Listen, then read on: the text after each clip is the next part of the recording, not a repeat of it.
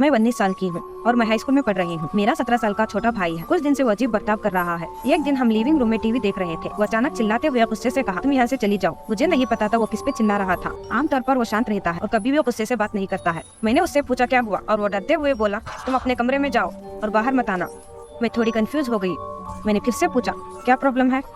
तब उसने गंभीरता से कहा, मैं तुमसे मजाक नहीं कर रहा हूँ, तुम जल्दी से अंदर चली जाओ। मैं थोड़ी घबरा गई थी। मैंने उसकी बात मानी और कमरे में चली गई। फिर बिस्तर पर लेटकर गाने सुनी और थोड़ी देर बाद सो गई। अगले दिन मेरी माँ ने मुझे जगाया और घबराहट में कहा, जल्दी उठो, हमें हॉस्पिटल जाना है। मैंने पूछा क्या हुआ। मेरी माँ ने कहा, जब कल रात को वो घर आई, उन्होंने मेरे भाई को जमीन पर मुंह से झाग निकालते हुए पाया। उन्होंने रात को ही हॉस्पिटल ले गए। अब हमें हॉस्पिटल में देखने जाना था। शुक्र है, डॉक्टर ने कहा कुछ गंभीर समस्या नहीं है, बस पेट की खराबी थी और उसे कुछ दिन हॉस्पिटल में रहना पड़ेगा। कुछ दिन हॉस्पिटल में रहकर मेरा भाई घर लौट आया। जब मैंने उससे उस दिन क्या हुआ था पूछा, तब उसका चेहरा एकदम बदल गया। जो उसने बताया वो सुनकर मैं एकदम शॉक हो गई। उसने खुलासा किया, कुछ समय से वो अजीब से चीजें देख रहा था।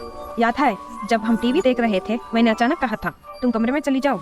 वो इसलिए उसने 3 अजीब महिलाओं को देखा था, मेरे आसपास मंडरा रही थी। उसने उनको रोकना चाहा, लेकिन नाकाम रहा, इसलिए मुझे कमरे में भेज दिया।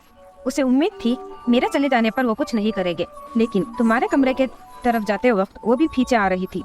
लगता था तुम्हारे साथ कमरे में घुस जाएगी। मैंने थाली बजाई और जोरन से सोफे पर मारने लगा। उनका ध्यान खींचने की कोशिश की और मेरे तरफ ध्यान देने लगी। फिर मेरे तरफ बढ़ी। उनके चेहरे पर एक भयानक मुस्कान थी। जानती हो उन्होंने क्या कहा?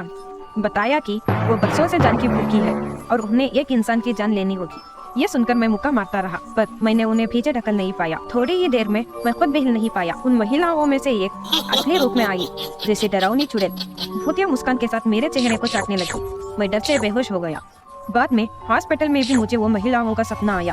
फिर से मैं बेहोश हो गया।